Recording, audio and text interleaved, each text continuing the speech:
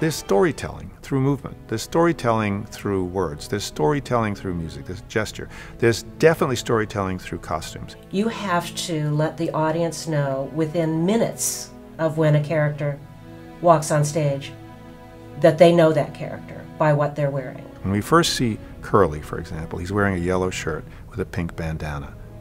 Now, the woman he loves, who's pretending not to like him very much, is wearing blue and white. So her colors are completely separate from his. Now, when he sings People Will Say We're in Love, he's still wearing that yellow shirt, but now he's wearing a blue bandana, which is closer to her colors as he's moving toward her. When he marries her, he's wearing, now remember, we first saw him with a yellow shirt and a pink bandana. Now he's wearing a pink shirt because he has now turned into the opposite of himself. He's still himself. His colors are the same, but now he's going to be a farmer and not a cowman.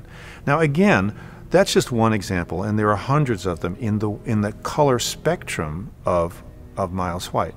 His designs were outlandish, not cartoonish, but overemphasized.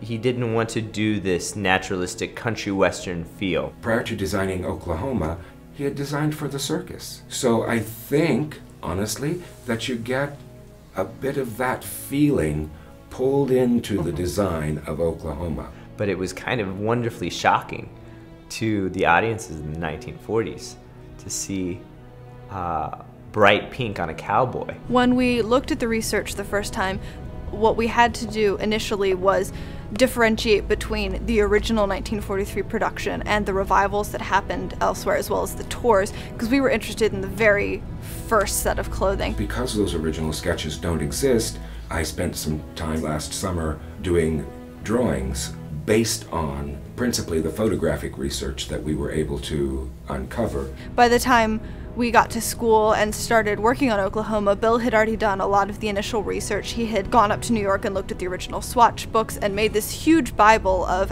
all of the things that he could find about the production. Once the final decision has been made, the fabrics then move from these cards of potential choices into a fabric Bible, which not only gives us the swatch, but the information about what article of clothing will be made of that fabric, how many yards were purchased, and where it was purchased. We also have some videos that Jemsy DeLapp, who is setting the choreography, had it on a DVD she did about the dances of Oklahoma.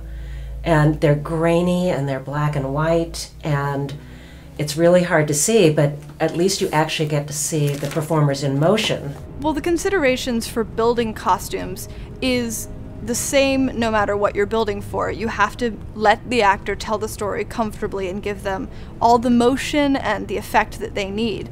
So when we're building costumes for singers or dancers, we do have to take into account their breath movement and their movement of arms and legs. It's impossible to recreate exactly those fabrics. We no longer have access to those fabrics. A lot of the base fabrics, we can always find the same things. You can find wool and cotton and linen nowadays, but some of the individual plaids and the polka dots are some things that aren't in vogue anymore. So we had to search long and hard for those, and we've ended up creating some of the plaids and some of the polka dots ourselves.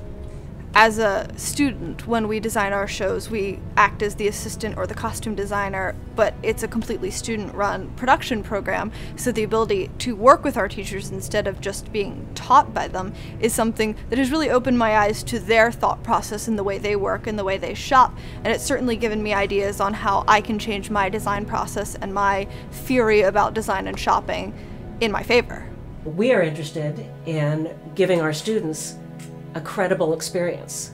And there's always something good about doing a big show with corps and chorus, because it's something we don't often get to do in the costume shop, and it's something you do get to do a lot in the real world. I mean, there's a wonderful quote from Richard Rodgers when he's asked, what was this revolution in Oklahoma that made it all one unified whole? What does that mean? And he said, the orchestrations sound the way the costumes look. I don't believe that the design really played a role in moving American musical theater forward.